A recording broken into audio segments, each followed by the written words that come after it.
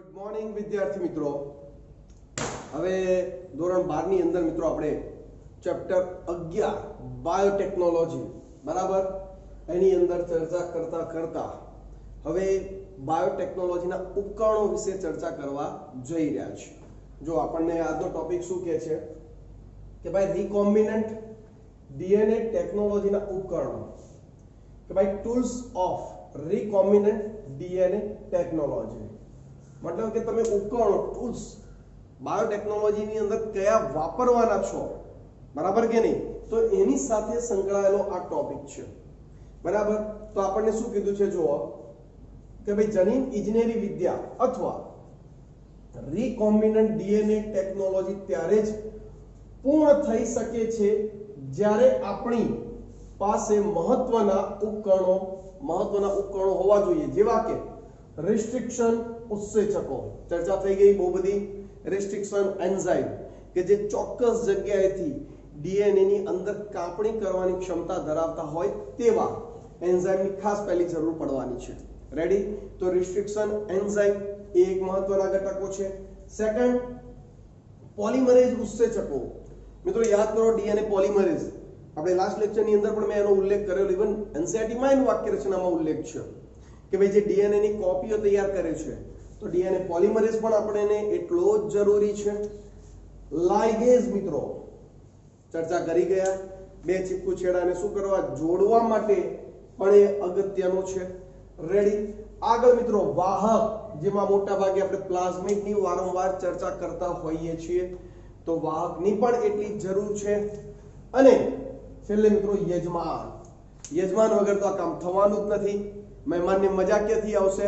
એટલે યજમાન પણ આપણી પાસે સક્ષમ હોવો જોઈએ, જેમ કે આપણે વારંવાર ઈ કોલાઈ બેક્ટેરિયાનો ઉલ્લેખ કરી રહ્યા છીએ. રેડી? તો આ બધા ટૂલ્સ છે મિત્રો કે તમારે બાયોટેકનોલોજીની અંદર ડીએનએ ની ઘણી બધી નકલો તૈયાર કરવી હોય કે ઘણી બધી પ્રોડક્ટ તમારે મનુષ્યના ફાયદા માટે તૈયાર કરવી હોય, બરાબર, કે જેમાંથી રસી, પ્રોટીન, અંતઃસ્ત્રાવ, ઉત્સેચકો તમે બનાવવા માંગતા હોવ, તો તમારી પાસે આ બધી વ્યવસ્થા હોવી જોઈએ. શું? રિસ્ટ્રિક્શન એન્ઝાઇમ એટલે કે રિસ્ટ્રિક્શન ઉત્સેચકો, જેને આપણે જૈવિક ખાતર પણ કહીશું, આણ્વીય ખાતર પણ કહીશું. રેડી? પોલિમરેઝ ઉત્સેચકો જે ડીએનએ ની ઘણી બધી નકલોમાં મહત્વનો ભાગ ભજવે છે. લાઇગેઝ, રિકોમ્બિનન્ટ ડીએનએ બનાવવો છે, જોડવા છે બે ડીએનએ તંતુને, તો લાઇગેઝ જરૂરી છે. વાહક, પ્લાઝમિડ જેવા વાહકોની પણ જરૂર પડે છે. અને યજમાન, બરાબર. તો આ રીતે આ બધા મિત્રો ટૂલ્સ છે આપણા, કે જે બાયોટેકનોલોજી તમારે જો યુઝ કરવી છે, એનો ઉપયોગ કરવો છે, તો આ વસ્તુ તમારી પાસે હોવી જરૂરી છે. રેડી? હવે આ વસ્તુઓનો જેટલી જરૂરિયાત છે એ પ્રમાણે મિત્રો એક એક કરીને આપણે ચર્ચા કરવા જઈ રહ્યા છીએ. રેડી? તો પહેલું છે મિત્રો રિસ્ટ્રિક્શન ઉત્સેચકો, બરાબર, એટલે કે રિસ્ટ્રિક્શન એન્ઝાઇમ, જે બરાબર કે જે કાપવાના કાર્ય સાથે ઓળખાય છે. હવે અહીંયા શરૂઆતમાં મિત્રો આ જે રિસ્ટ્રિક્શન ઉત્સેચકો જે ખરા એની શોધ કેવી રીતે થઈ એના વિશેની એક માહિતી આપી છે, અને એના વિશે આપણે ચર્ચા પણ કરવા માંગીએ છીએ, અને બહુ વ્યવસ્થિત ચર્ચા આ બુકમાં આપેલી છે. રેડી? એટલે એને પ્રોપર ધ્યાન આપશો મિત્રો તો બહુ વાંધો આવશે નહીં. જો શું કહે છે, વર્ષ 1963 માં બે ઉત્સેચકોને અલગ કરવામાં આવ્યા. કેટલા? બે ઉત્સેચકોને, કે જે ઈ કોલાઈમાં બેક્ટેરિયોફેજની વૃદ્ધિને અવરોધવા માટે જવાબદાર છે. હવે આ વાક્ય આપણને શું કહે છે? આપણે જાણીએ છીએ મિત્રો કે ઈ કોલાઈ બેક્ટેરિયાની અંદર દાખલ થાય છે, પેલો બેક્ટેરિયોફેજ વાયરસ, અને એમાંથી પોષણ મેળવી એની અસંખ્ય નકલો તૈયાર કરી બેક્ટેરિયોફેજ વાયરસ ઈ કોલાઈનો નાશ કરે છે, બરાબર. પરંતુ ઈ કોલાઈ બેક્ટેરિયામાં પણ એવી કંઈક વિશેષતાઓ હોઈ શકે કે જે પેલા બેક્ટેરિયોફેજની વૃદ્ધિને શું કરતા હોય? અટકાવતા હોય, કે નહીં ભાઈ મારે જીવવાનું છે, તારી વૃદ્ધિને મારે અટકાવવી છે. રેડી? તો એ બેક્ટેરિયોફેજની વૃદ્ધિને અવરોધવા માટે જવાબદાર કોણ હતા? તો એ બે એન્ઝાઇમ હતા. જો આપ્યા છે, બરાબર, કે બે ઉત્સેચકો હતા કે જે એની વૃદ્ધિને અટકાવતા હતા. રેડી? કયો? તેમાંનો એક ડીએનએ માં મિથાઇલ સમૂહને ઉમેરે છે. બે ઉત્સેચકો શોધાયા કે ભાઈ બેક્ટેરિયોફેજ વાયરસની વૃદ્ધિને અટકાવવા માટે. એમાંનો એક હતો કે ડીએનએ ના ડીએનએ માં મિથાઇલ સમૂહને ઉમેરે છે, બરાબર. હવે એના માટે મેં થોડું એક એક્સ્ટ્રા પોઈન્ટ લખ્યું છે, બાકી બોલી જતો તો તમારે લખવામાં ક્યાંક તકલીફ પડે, વાક્ય રચના સાથે જ આપી દીધું છે કે જો મિથાઇલ ટ્રાન્સફરેઝ ઉત્સેચક છે. કયો ઉત્સેચક? મિથાઇલ ટ્રાન્સફરેઝ, જે મિથાઇલને ડીએનએ ની અંદર એડ કરે છે, બરાબર, કે જે મિથાઇલ ગ્રુપને ડીએનએ માં એડેનિન કે સાઇટોસિન સાથે જોડાય છે. મતલબ આ જે મિથાઇલ ટ્રાન્સફરેઝ ઉત્સેચક જે ખરો ને એ મિથાઇલ સમૂહને ડીએનએ ની જે રચના હોય ને એમાં એડેનિન સાઇટોસિન જ્યાં આવેલા હોય ત્યાં એની સાથે એની જોડી દે છે. એટલે શું થશે? ડીએનએ નો જે ચોક્કસ સિક્વન્સ હતી એ સિક્વન્સમાં શું આવી જશે? ફેરફાર આવી જશે, જેના કારણે ટ્રાન્સક્રિપ્શન, બરાબર, ટ્રાન્સલેશન ને બધી ક્રિયાઓ શું થશે? ડિસ્ટર્બ પણ થઈ જશે, બરાબર. જેના કારણે પેલો એટલે આ બધી ઘટના એ ક્યાં કરશે? બેક્ટેરિયોફેજ વાયરસમાં કરશે. કયો? મિથાઇલ ટ્રાન્સફરેઝ ઉત્સેચક, જે કોની અંદર આવેલો છે? ઈ કોલાઈ બેક્ટેરિયામાં આવેલો છે.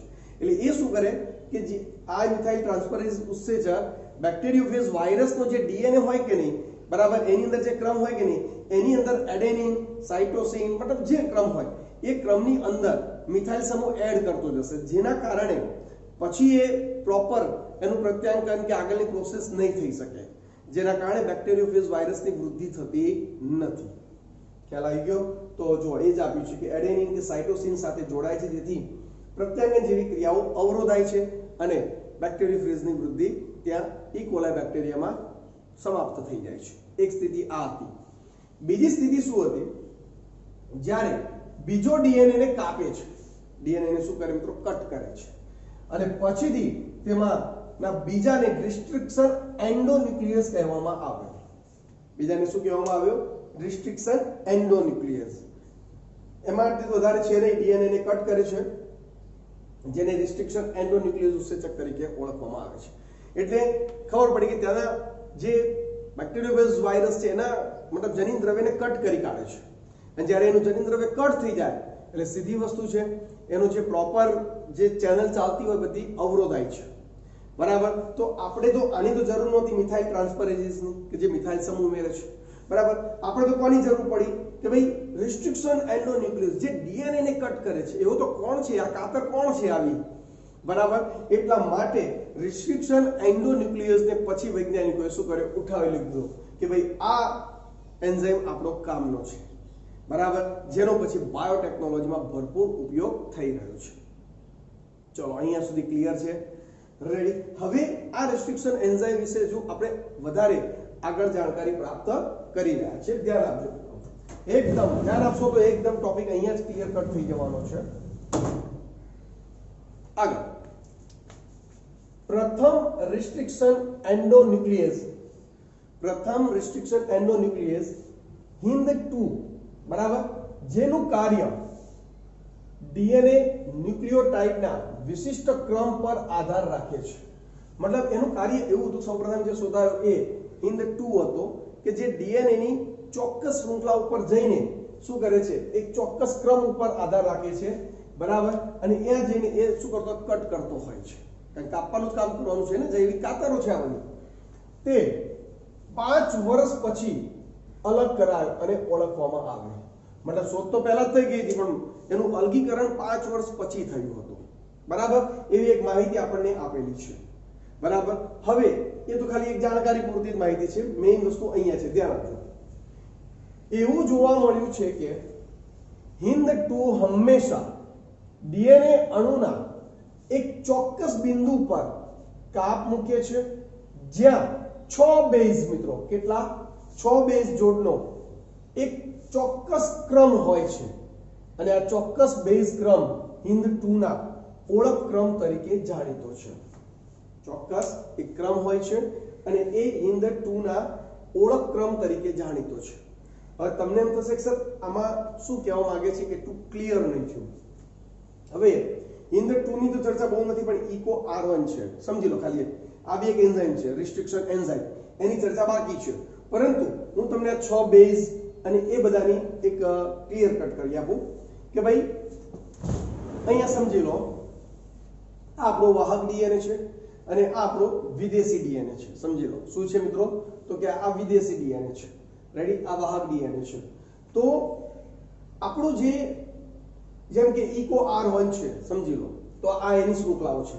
તમે જો કેટલી બેઝ પેર છે, guanine cytosine, adenine thiamine, adenine thymine, thymine adenine, thiamine adenine, cytosine guanine, કેટલી બેઝ પેર? 1 2 3 4 5 6. તો મોટા ભાગે રિસ્ટ્રિક્શન જે એન્ઝાઇમ જે ખરા, ઉત્સેચકો જે ખરા, એ 6 બેઝ પેરને જ એ ચોક્કસ ઓળખતા હોય છે. રેડી? અને એ ચોક્કસ જગ્યાએથી શું કરતા હોય? કટ કરતા હોય છે. બરાબર? હવે સમજી લો આ બેઝ પેર ઇકો R1 ની છે. કોની છે મિત્રો? ઇકો R1 ની છે. આના માટેની છે ઇકો R1. બરાબર? તો આ ઇકો R1 ક્યાં જઈને કટ કરે? જો આ એક તો બેઝ આવી રીતે ફરતો ફરતો આવશે, આમ ઓળખતો ઓળખતો ક્યાં છે, મારો ક્રમ ક્યાં છે, મારો ક્રમ ક્યાં છે. ઓકે, આની ઓળખ જગ્યા આવી ગઈ કટ કરવા માટે. રેડી? એટલે એ કોની વચ્ચે કટ કરે છે? તો કે એક ગ્વાનિન અને એડેનિન વચ્ચે, ગ્વાનિન અને એડેનિન વચ્ચેથી કટ કરતો હોય છે. એટલે બંને પોલીન્યુક્લિયોટાઇડ શૃંખલાને અહીંયાથી એક કટ, આમ કરતો કરતો અહીંયાથી એક કટ. એટલે આ રીતે બે શૃંખલા એકબીજાથી શું થાય? છૂટી પડતી હોય છે. બરાબર? આની ચર્ચા હજુ બાકી છે, ઇકો R1 માં છે, પરંતુ તમને સમજાવું છું કે 6 બેઝ પેર કેવી રીતે. તો કે આખો ડીએનએ હોય કે નહીં મિત્રો, આવી રીતે કુંતલમાં અહીંયા બધે બેઝ પેર આવેલી છે. તમને તો ખબર છે ડીએનએ ની અંદર બેઝ પેર આવેલી હોય, સામ સામે ગોઠવાયેલા હોય. ગ્વાનિન અને સાઇટોસિન 3 નિર્બળ હાઇડ્રોજન બંધ, એડેનિન અને થાઇમિન 2 નિર્બળ હાઇડ્રોજન બંધ વડે ગોઠવાયેલા હોય. બરાબર કે નહીં? તો એ ક્રમને ઓળખે છે. અને આવી 6 બેઝ પેર દરેક માટે ફિક્સ છે મિત્રો, દરેક એન્ઝાઇમ માટે ફિક્સ હોય. બરાબર? અને એ પછી ત્યાં જઈને શું કરતો હોય? કટ કરતો હોય છે. રેડી? એટલે અહીંયા જે વાક્ય આપ્યું છે ને હિન્દ 2 માટેનું, એના માટે હું આ ચાર્ટ ઉપર તમને લઈ ગયો. જુઓ, એવું જોવા મળ્યું છે કે હિન્દ 2 હંમેશા ડીએનએ અણુના એક ચોક્કસ બિંદુ પર કાપ મૂકે છે. ઓકે, જ્યાં 6 બેઝ જોડનો એક ચોક્કસ ક્રમ હોય છે, 6 બેઝ પેરનો એક ચોક્કસ શું હોય? ક્રમ હોય છે. એ ત્યાં જઈને જ કટ કરતો જોવા મળે છે. રેડી? આ ચોક્કસ બેઝ ક્રમ હિન્દ 2 ના ઓળખ ક્રમ તરીકે જાણીતો છે. બરાબર? એ જ રીતે આપણે જે ક્રમ જોઈએ કોનો છે? ઇકો R1 નો ઓળખ ક્રમ છે. ચલો, ક્લિયર? એટલે દરેક રિસ્ટ્રિક્શન એન્ઝાઇમ એના ડીએનએ ની અંદર, એટલે કોઈ પણ સજીવના ડીએનએ ની અંદર ચોક્કસ એની ઓળખ ક્રમ હોય છે. ત્યાં જઈને એ કાતર ચાલતી હોય છે, મતલબ એ કટ કરતી હોય છે. ગમે તેમ નહીં, જે આપણી જીભ કામ કરતી હોય છે. બરાબર? ગમે એમ કટ કરી કાઢે. બરાબર? તો એવું એનું કામ નથી. એક ચોક્કસ ઓળખ જગ્યા દરેક રિસ્ટ્રિક્શન એન્ઝાઇમ માટે હોય છે, પેલું તાળા કુંચી જેવું. રેડી? આગળ પછી જુઓ મિત્રો, હારમાળ લાગી ગઈ. હિન્દ 2 સિવાય આજે 900 થી પણ વધારે રિસ્ટ્રિક્શન ઉત્સેચકો વિશે જાણકારી છે. 900 થી પણ વધારે શોધાતા જ ગયા. આપણને તો આમાં એકવાર કોઈ વસ્તુ મળી જાય એટલે આપણે ક્યાં ચેન પડે છે, ચાલુ જ પડી જઈએ છે. આ શોધે જ રાખો, શોધે જ રાખો. જે બેક્ટેરિયાની 230 થી વધારે જાતમાંથી અલગ કરવામાં આવી છે. 230 થી વધારે જાતમાંથી મિત્રો, યાદ છે ને આપણે વર્ગીકરણ કરતા, કોઈ કુળ, કુળની અંદર પ્રજાતિ, પ્રજાતિની અંદર જાતિ, જાતિની અંદર જાત. બરાબર કે નહીં? તો 900 થી પણ વધારે આપણી પાસે આજે રિસ્ટ્રિક્શન એન્ઝાઇમ છે, જેમાં આપણે ક્યાંથી પ્રાપ્ત કર્યા છે? 230 થી વધારે બેક્ટેરિયાઓની જાતમાંથી આપણે આ બધા પ્રાપ્ત કર્યા છે. રેડી? જેમાંથી પ્રત્યેક અલગ અલગ ઓળખ ક્રમને ઓળખે છે. સીધી વસ્તુ છે, દરેક રિસ્ટ્રિક્શન એન્ઝાઇમ ચોક્કસ એના જ ઓળખ ક્રમ ઉપર જઈને શું કરતો હોય? કટિંગ કરવાનું કામ કરતો હોય છે. ચલો, ક્લિયર છે વિદ્યાર્થી મિત્રો? ખ્યાલ આવી ગયો? કેટલા શોધાઈ ગયા છે? 900 થી પણ વધારે. કેટલા બેક્ટેરિયાની જાતમાંથી શોધ્યા છે? 230 થી પણ વધારે બેક્ટેરિયાની જાતમાંથી એમનું સંશોધન થયું છે. હવે વિચારો, 900 થી પણ વધારે હોય, બરાબર, તો એમની ઓળખ વિધિ એટલે કે એનું નામકરણ કરવું જરૂરી છે. આપણે ક્લાસરૂમની અંદર 50 વિદ્યાર્થી બેઠા હોય, જો કોઈનું નામ ન હોય, બરાબર, તો એની પ્રેઝન્ટ એબ્સન્ટ કેવી રીતે લેવી, ટીચરો એમને કેવી રીતે ઓળખે, મતલબ કેવી રીતે એને ઉચ્ચારણ કરવું, એક પ્રશ્નાર્થ બની જાય છે. તો જ્યારે આટલી બધી મોટી સંખ્યામાં રિસ્ટ્રિક્શન એન્ઝાઇમ શોધાયા હોય તો એનું નામકરણ કરવું જરૂરી છે. બરાબર? તો એ નામકરણ વાળો ટોપિક છે. અહીંયા સરસ મજાનો ટોપિક છે અને અહીંયા 100% તમને ક્લિયર થઈ જશે. બરાબર? બુકની અંદર અલગથી હેડિંગ નથી આપી, પણ આપણે અલગ કર્યું છે કે જેથી 2 માર્ક્સમાં તમને પૂછાય અને પૂછાતું હોય છે એટલા માટે તમે એને પ્રોપર સમજી શકો. તો જુઓ શું કહે છે? ઉત્સેચકના નામકરણમાં પરંપરા અનુસાર નામનો પ્રથમ અક્ષર પ્રજાતિમાંથી જ્યારે બીજા બે અક્ષરો આદિકોષ કેન્દ્રિત કોષની જાતિમાંથી લેવામાં આવે છે. એટલે પ્રથમ અક્ષર પ્રજાતિ, સેકન્ડ અક્ષર એટલે કે સેકન્ડ બે અક્ષર કયા તો કે એની જાતિમાંથી લેવામાં આવે છે. ઓકે, કે જેમાંથી તેને અલગ કરવામાં આવ્યા હતા. બરાબર. હવે અહીંયા આપણે એક્ઝામ્પલ આપ્યું છે ઇકો R1. તો જો પહેલો ઈ જે ખરો મિત્રો, સમજો મિત્રો, ઈ તો એ કોનો છે? ઇસ્વેરેસિયાનો, પ્રજાતિ ઇસ્વેરેસિયા. બરાબર. CO મિત્રો તો કે કોલાઈનો CO. ચલો ક્લિયર. એટલે આપણે જે ઇકો કહીએ છીએ ને, એક્ચ્યુઅલી ઇસ્વેરેસિયાનો ઈ અને કોલાઈનો CO એટલે ઇસ્વેરેસિયા કોલાઈ. ચલો એ વસ્તુ ક્લિયર થઈ ગઈ દરેકને, ખ્યાલ આવી ગયો. ઓકે, તો ઇસ્વેરેસિયા કોલાઈ ઉપરથી ઇકો આવી ગયો. હવે ક્યાંથી આ પ્રાપ્ત કર્યું છે તો કે આ જાત છે RY13. શું છે મિત્રો? RY13 એ જાત છે. એટલે કે ઇસ્વેરેસિયા કોલાઈ આ પ્રજાતિ, જાતિ અને એની જાત. બરાબર. તો હવે જુઓ મિત્રો એને કેવી રીતે નામકરણ કર્યું છે કે તેમાં ઇકો R1 માં અક્ષર R એ જાતના નામ પરથી લેવામાં આવે છે. આ જાતના નામ પરથી અક્ષર R આવે. એટલે ઈ ઇસ્વેરેસિયા કોલાઈનો CO રેડી, જેની જાતિ છે. ઓકે, જાતિની અંદર જાત આવે RY13. તો R જાતમાંથી લેવામાં આવી ગયો R, એટલે ઇકો R આવી ગયો. હવે 1 મિત્રો રોમન અંક છે. હવે શું કહે છે? જાતના નામ પરથી લેવામાં આવ્યો છે અને નામ પછીનો રોમન અંક બેક્ટેરિયાની જે તે જાતમાંથી કયા ક્રમમાં ઉત્સેચકને અલગ કરવામાં આવ્યો હતો તે દર્શાવવામાં આવે છે. ફરીથી એકવાર શું કહે છે જુઓ કે ભાઈ ઇકો R એટલું ક્લિયર થઈ ગયું. હવે રોમન અંકની વાત આવે છે. પહેલો શબ્દ પ્રજાતિ, બીજા બે શબ્દ જાતિ, ત્રીજો શબ્દ જાત. બરાબર ને? અને હવે જે રોમન અંક છે તો કે રોમન અંક માટે તો કે રોમન અંક એક બેક્ટેરિયાની જે તે જાતમાંથી કયા ક્રમમાં ઉત્સેચકને અલગ કરવામાં આવ્યો છે તે દર્શાવે છે. મતલબ આ ઇસ્વેરેસિયા કોલાઈ RY13 માંથી પહેલો જે રિસ્ટ્રિક્શન એન્ઝાઇમ શોધાયો છે એ સમજી લો ઇકો R1 છે. પહેલો એ શોધાયો એટલે આપણે એને શું કહી દીધું તો કે ઇકો R1 કહી દીધું. હવે એની એ જ બેક્ટેરિયાની જાતમાંથી બીજો એન્ઝાઇમ શોધાયો તો હવે એનું નામ શું પડશે તો કે ઇકો R2 થઈ જશે. ખ્યાલ આવ્યો? એના પછી ફરી પાછો કોઈ ત્રીજો શોધાયો તો કે ઇકો R3 થઈ જશે. ખબર પડે? ખ્યાલ આવી ગયો? એટલે કયા ક્રમમાં એન્ઝાઇમ શોધાયો છે એના આધારે એમને 1 2 3 રોમન અંકથી દર્શાવવામાં આવે છે. ખ્યાલ આવી ગયો? તો આ છે મિત્રો આપણું ઉત્સેચકનું નામકરણ. ખ્યાલ આવી ગયો કે નહીં? રોમન અંક ક્લિયર છે ને? કયા ક્રમમાં એન્ઝાઇમ શોધાય છે? જે પહેલો શોધાય એને 1 આપી દો રોમન અંક, બીજો શોધાય એને 2 આપો, એવી રીતે. ચલો ક્લિયર? તો આ રીતે ઉત્સેચકનું નામકરણ કરવામાં આવે છે. રેડી ને? Okay, good. હવે વિદ્યાર્થી મિત્રો આપણે આ જે રિસ્ટ્રિક્શન એન્ઝાઇમ જે ખરા એમને વર્ગીકૃત કરવાની વાત આવે છે. બરાબર. તો પહેલા કે ભાઈ આ જે રિસ્ટ્રિક્શન એન્ઝાઇમ છે બધાને કેવી રીતે કોઈ એક જ વર્ગની અંદર, એટલે આપણે એમને શું કહીએ? ન્યુક્લિયેજીસ.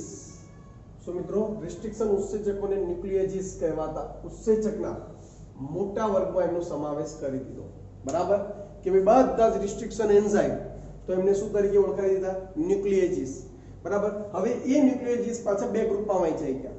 એક એક્ઝોન્યુક્લિયેજીસ અને બીજા છે એન્ડોન્યુક્લિયેઝ.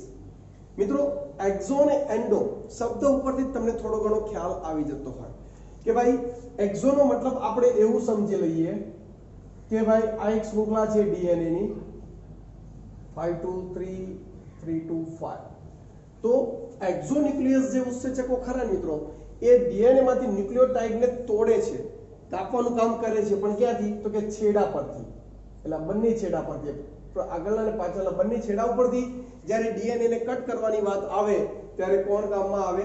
એક્ઝોન્યુક્લિયસ આવે છે. બરાબર. અને જ્યારે ડીએનએ ને વચ્ચેના કોઈ પણ સ્થાનેથી કટ કરવાની વાત આવે, કોઈ પણ સ્થાનેથી, તો ત્યાં કામ કોણ આવે? એન્ડોન્યુક્લિયસ આવે છે. બરાબર. એટલે છેડા ઉપરથી કટ કરવું હોય તો એક્ઝોન્યુક્લિયસ અને વચ્ચેના કોઈ પોર્શનમાંથી કટ કરવું હોય તો એન્ડોન્યુક્લિયસ, પરંતુ મોટા ભાગે ઉપયોગ કોનો થવાનો છે? એન્ડોન્યુક્લિયસનો ઉપયોગ થતો જોવા મળે છે. ચલો ક્લિયર થઈ ગયું અહીંયા સુધી? ઓકે, હવે આગળ શું કહે છે મિત્રો જુઓ, એક્ઝોન્યુક્લિયસ ડીએનએ ના છેડા પરથી ન્યુક્લિયોટાઇડ્સને દૂર કરે છે, જ્યારે એન્ડોન્યુક્લિયસ ડીએનએ ને અંદરના ચોક્કસ સ્થાને કાપ મૂકવા માટે એ સક્ષમ છે. રાઈટ? એનસીઆરટી નું વાક્ય રચના. હવે શું કહે છે જુઓ મિત્રો, પ્રત્યેક રિસ્ટ્રિક્શન એન્ડોન્યુક્લિયસ ડીએનએ ની શૃંખલાની લંબાઈનું નિરીક્ષણ કર્યા પછી તે કાર્ય કરે છે. મતલબ કે ડીએનએ ની શૃંખલાનું નિરીક્ષણ કરે છે પછી એ કાર્ય કરે છે. જ્યારે તે પોતાની વિશિષ્ટ ઓળખક્રમ પ્રાપ્ત કરી લે છે ત્યારે તે ડીએનએ સાથે જોડાય છે અને બેવડા કુંતલની બંને શૃંખલાની શર્કરાના ફોસ્ફેટ આધાર સ્તંભ, શર્કરા ફોસ્ફેટ આધાર સ્તંભ યાદ આવે છે મિત્રો? પેન્ટોઝ ફોસ્ફેટ, અંદરની તરફ નાઇટ્રોજન બેઝિસ છે. પેન્ટોઝ ફોસ્ફેટ એક આધાર સ્તંભ તો એ જ રચે છે ને, તો ત્યાંથી તો કટ કરવાની છે. રેડી? તો શર્કરા ફોસ્ફેટ આધાર સ્તંભમાં વિશિષ્ટ કેન્દ્રો પરથી શું કરે? એક કાપ મુક્તો હોય છે. હવે આને આપણે સમજીએ, આ શું કહે છે જુઓ. સમજી લો કે આ આપણો ડીએનએ તંતુ છે, બરાબર? હવે ઇકો R1 ને કટ કરવું છે તો ઇકો R1 પહેલા ફરશે, જોડાઈ નહીં જાય, એ ફરતો જશે કે એની શૃંખલા ક્યાં આવેલી છે, એનો જે ઓળખક્રમ કે જ્યાંથી એને કટ કરવાનું છે એ પહેલા તો એ શોધતો ફરશે કે મારો ક્રમ ક્યાં છે, અને પછી એનો ક્રમ મળી જશે એટલે ત્યાં સ્થાયી થઈ જશે અને ત્યાં ચોક્કસ સ્થાનેથી એ શું કરે? એનું કટ કરતો હોય છે, બરાબર? તો એ ઓળખ શૃંખલા ઉપરથી કટ કરે છે અને બંને મિત્રો, હા, બંને શૃંખલાને એ જ કટ કરશે. મતલબ સમજી લો કે આ બે પોલીન્યુક્લિયોટાઇડ શૃંખલા છે. હવે ઇકો R1 આ 6 બેઝ ક્રમને જોડ બેઝ ક્રમને ઓળખે છે. કયો? તો કે guanine, cytosine, adenine, thiamine, adenine, thymine, thymine, adenine, thiamine, adenine, cytosine, guanine. હવે આ ઇકો R1 ગ્વાનિન અને એડેનિન વચ્ચે કટ મૂકે એટલે એક કટ એ અહીંયા મૂકશે તો બીજી કટ એ અહીંયા મૂકશે, ગ્વાનિન અને એડેનિન વચ્ચે, અને એના આધારે આ રીતે ચીપકું છેડો બને. અહીંથી આટલો ભાગ પોર્શન દૂર થઈ ગયો જોવા, અને આ અહીંયાથી આટલો પોર્શન ખબર પડી એટલે આ રીતે ચીપકું જોવા, એડેનિન, થાઇમિન અને સાઇટોસિન, અને આ બાજુ ટૂંકો ભાગ ગ્વાનિનનો, અને આ ભાગ પોર્શન છૂટો પડી. તો આ રીતે ચીપકું છેડાને ચોક્કસ સ્થાનેથી જ એ કટ કરતા હોય છે. એટલે પહેલા તો ફરશે કે એની ડીએનએ તંતુમાં એની ઓળખ શૃંખલા ક્યાં આવેલી છે, પછી એ ત્યાં જોડાશે અને પછી મિત્રો આપણે જાણીએ છીએ કે આ જે સ્તંભ છે, સ્તંભ કોનો બનેલો છે? પેન્ટોઝ ફોસ્ફેટ યાદ છે ને? એટલે પેન્ટોઝ શર્કરા છે, તો શર્કરા ફોસ્ફેટ. તો એની અંદર જ્યાં અંદરના ભાગે નાઇટ્રોજન બેઝિસ એડેનિન અને થાઇમિન જ્યાં છે ત્યાં જે કટ કરે છે. ચલો ક્લિયર? ખ્યાલ આવી ગયો વિદ્યાર્થીઓ? ઓકે, તો એવા વિશિષ્ટ કેન્દ્રોને ઓળખી અને એ આધાર સ્તંભ શર્કરા ફોસ્ફેટ આધાર સ્તંભને ચોક્કસ સ્થાનેથી કટ કરે છે. હવે જો પ્રત્યેક રિસ્ટ્રિક્શન એન્ડોન્યુક્લિયસ ડીએનએ માં એક વિશિષ્ટ પેલિન્ડ્રોમિક ન્યુક્લિયોટાઇડ શૃંખલાને ઓળખે છે, બરાબર? કે દરેક રિસ્ટ્રિક્શન એન્ઝાઇમ માટે એક ચોક્કસ પેલિન્ડ્રોમિક શૃંખલા આવેલી હોય છે અને એને ઓળખે અને ત્યાં કટ કરે. હવે તમારા મનમાં પાછો પ્રશ્ન થાય, સર આ પેલિન્ડ્રોમિક શૃંખલા એટલે શું? બરાબર? તો પેલિન્ડ્રોમિક શૃંખલા મિત્રો એને કહેવાય, સમજો, બુકની વાક્ય રચના ઉપર બી જવું છે પણ પહેલા સમજી લો કે આ પેલિન્ડ્રોમિક શૃંખલાઓ છે. તમે જુઓ મિત્રો, હું કઈનો યાદ ચર્ચા કરું છું એ જ વસ્તુ છે. GAATTC, guanine, adenine, thiamine, cytosine. અચ્છા, હું એને અહીંથી વાંચું છું તો જો ગ્વાનિન, એડેનિન, થાઇમિન, સાઇટોસિન. મતલબ અહીંયાથી જે ક્રમ ગયો એ જ ક્રમ આ બાજુથી એ જ ક્રમ છે. મતલબ એકદમ સરખો વંચાય છે. અહીંયા જો મિત્રો 5 2 3 તરફ જઈએ એક શૃંખલામાં, ગ્વાનિન, એડેનિન, થાઇમિન, સાઇટોસિન છે. તો એ સામે ઊંધો ક્રમ 5 2 3 ગ્વાનિન, એડેનિન, થાઇમિન, સાઇટોસિન. હવે અહીંયા 3 to 5 વાંચો તો સાઇટોસિન, થાઇમિન, એડેનિન, ગ્વાનિન. તો આ બાજુનો 3 to 5 વાંચો તો સાઇટોસિન, થાઇમિન, એડેનિન, ગ્વાનિન. મતલબ બંને શૃંખલા બંને બાજુથી એક સરખી વંચાય છે. તો આવી બંને છેડા ઉપરથી એક સરખી વંચાતી શૃંખલાને જ મિત્રો પેલિન્ડ્રોમિક શૃંખલા તરીકે ઓળખવામાં આવે છે.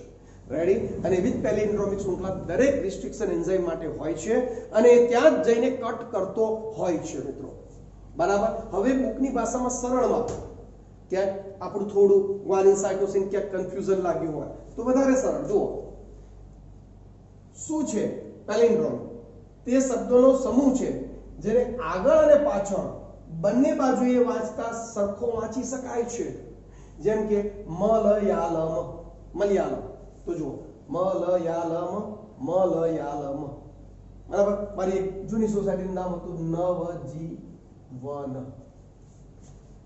નવજીવન નવજીવન મતલબ તમે બંને સાઈડથી કેવું એક સરખું વાંચી શકો છો ખ્યાલ આવે છે કે નહીં તો એ રીતે આવી શૃંખલાને પેલિન્ડ્રોમિક શૃંખલા તરીકે ઓળખવામાં આવે છે મેં એ તો તમને કીધું જુઓ અહીંયા તમે જુઓ guanine adenine adenine thymine thymine cytosine guanine adenine adenine thymine thymine cytosine ચલો આ અહીંથી 3 થી વાંચું છે તો cytosine thymine thymine adenine adenine guanine 3 થી cytosine thymine thymine adenine adenine guanine એટલે બંને બાજુથી આ શૃંખલા કેવી એક સરખી વંચાતી જોવા મળે છે તો આવી શૃંખલાને પેલિન્ડ્રોમિક શૃંખલા તરીકે ઓળખવામાં આવે છે આગળ જો એ જ વસ્તુ અહીંયા ડીએનએ માં પેલિન્ડ્રોમ બેઝ જોડનો એક એવો ક્રમ હોય છે કે જે ડીએનએ ની એક શૃંખલા બાજુથી બીજી બાજુ તરફ આગળ અને પાછળથી એક સરખા વાંચી શકાય છે મતલબ કે તમે આગળથી અને પાછળથી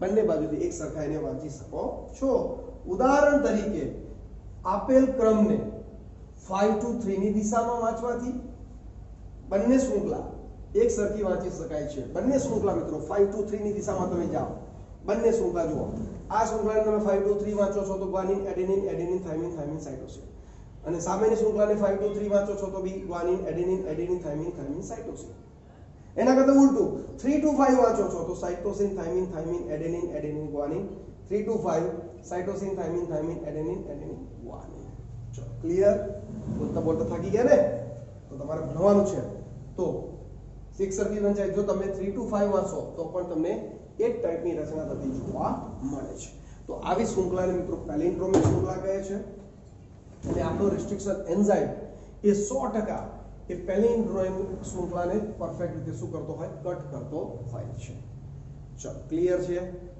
ખ્યાલ આવી ગયો ઓકે હવે આગળ વાત કરીએ મિત્રો રિસ્ટ્રિક્શન ઉત્સેચક ડીએનએ શૃંખલાને પેલિન્ડ્રોમ સ્થાનિક કેન્દ્રથી સહેજ દૂર પરંતુ વિરુદ્ધ શૃંખલામાં બે સરખા બેઝની વચ્ચે શું કરે કાપે છે બંને બાજુ આ બાજુ ગ્વાનિન કેન્દ્રથી સહેજ દૂર જ થયું ને સેન્ટર પકડીએ એથી સહેજ દૂર એક બાજુ ગ્વાનિન અને એડેનિન વચ્ચે ફોટોગ્રાફ છે મિત્રો આપણી પાસે ચાર્ટ રેડી છે તમે જો આ સેન્ટરને વિચારી લઈએ તો કેન્દ્રથી સહેજ દૂર તો અહીંયા ગ્વાનિન અને એડેનિન વચ્ચે એક શૃંખલામાં કટ કરે તો બીજી સામેની શૃંખલામાં ગ્વાનિન અને એડેનિન સામે જ કટ કરે છે રેડી ને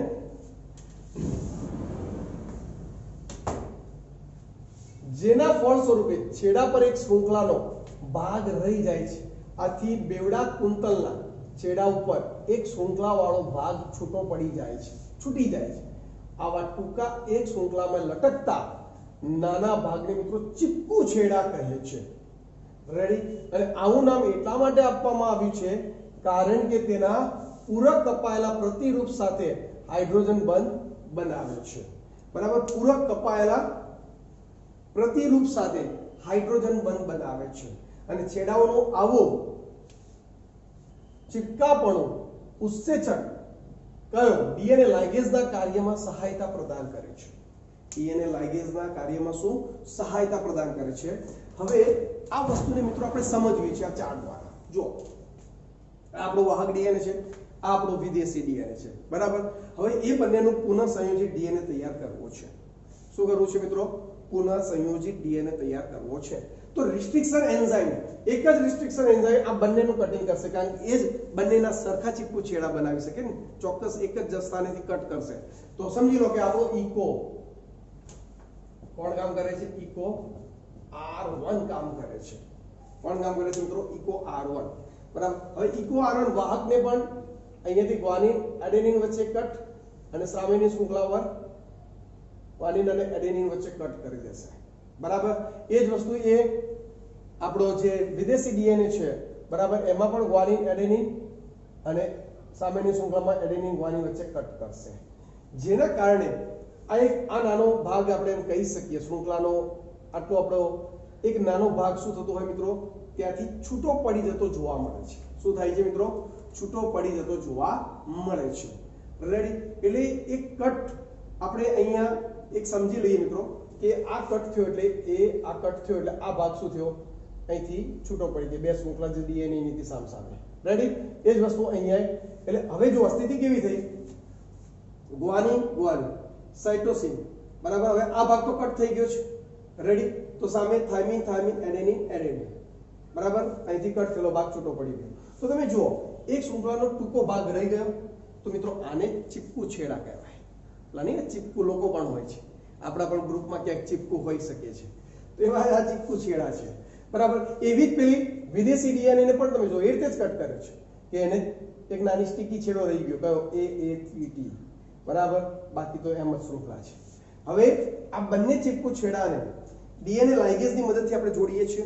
તો જો ગ્વાનિન સાઇટોસિન તો હતા જ, થાઇમિન સામે આ એડેનિન આવી ગયો, આ થાઇમિન સામે આ એડેનિન આવી જશે, આ એડેનિન સામે આ થાઇમિન, એની સામે થાઇમિન. એટલે જો આ રીતે આ જોડાઈ ગયો, બરાબર. આ તો હતું જ નોર્મલ, આ નવી એ વચ્ચે, અને આપણો પુનઃસંયોજિત ડીએનએ રીકોમ્બિનન્ટ ડીએનએ તૈયાર થઈ ગયો. અને એના માટે કામ કોણ કરે છે? પેલો ડીએનએ લાઇગેઝ કરે છે. જે કુછ છેડા જોડવામાં મજા આવે છે, બરાબર. હવે ગુઠ્ઠા છેડા હોય તો હા, અમુક ન્યુક્લિયસ ઉત્સેચકો ગુઠ્ઠા છેડાનું કટિંગ કરે, મતલબ આ રીતે કટિંગ કરે. મતલબ કે અહીંયા એડેનિન છે, અહીંયા થાઇમિન છે, અહીંયા ગ્વાનિન છે, cytosine cytosine guanine thiamine adenine. હવે આને જોઈન્ટ કરવો તો ડીએનએ લાઇગેઝને તકલીફ પડે, પણ જો આ ચીપકુ છેડા હોય તો, બરાબર કે નહીં મિત્રો? તમે નોર્મલી કોઈ પણ આપણે બેન્ચીસ હોય કે કોઈ પણ વસ્તુ આપણી પ્રોડક્ટ તૈયાર થતી હોય, બરાબર. તો જે મિસ્ત્રી કામ છે મિત્રો, એ લાકડું આમ નહીં જોડે, એ લાંબુ ટકશે નહીં, એને કટ કરી અને આ રીતે જોડાણ થતું હોય છે. ખ્યાલ આવે છે કે નહીં? એટલે ચીપકુ છેડા બનવા જરૂરી છે. તો એવા જ રિસ્ટ્રિક્શન એન્ઝાઇમનો ઉપયોગ થાય કે જે ચીપકુ છેડા બનાવતા હોય. ખ્યાલ આવી ગયો? રેડી છે મિત્રો?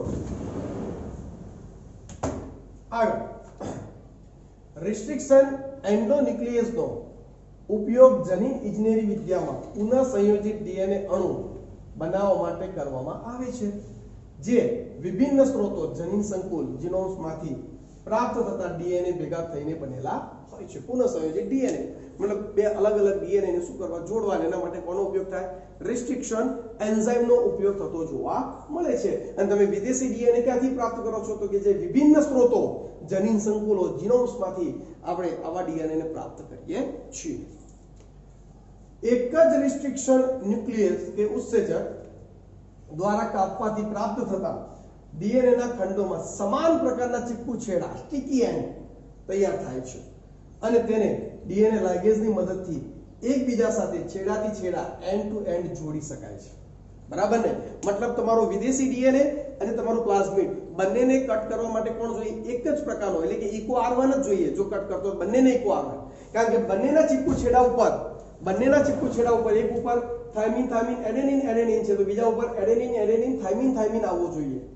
ખ્યાલ આવે છે કે નહીં? હવે એ ઇકો R1 હશે તો જ આ પ્રકારના બનશે ક્રમ. જો બીજો રિસ્ટ્રિક્શન એન્ઝાઇમ કટ કરશે, બરાબર, એકને restriction enzyme eco R1 cut કરે છે, એકને HindII કટ કરે છે, તો HindII ની ઓળખ જગ્યા બીજી છે, તો એનો સ્ટીકી એન્ડ અલગ હશે, આનો સ્ટીકી એન્ડ અલગ હશે, તો ડીએનએ લાઇગેઝ જોડી શકતો નથી. એટલે વિદેશી ડીએનએ અને વાહક બંનેને કટ કરવા વાળો એક જ રિસ્ટ્રિક્શન એન્ઝાઇમ હોય છે. ચલો, ક્લિયર છે? ખ્યાલ આવી ગયો વિદ્યાર્થી મિત્રો અહીંયા સુધી?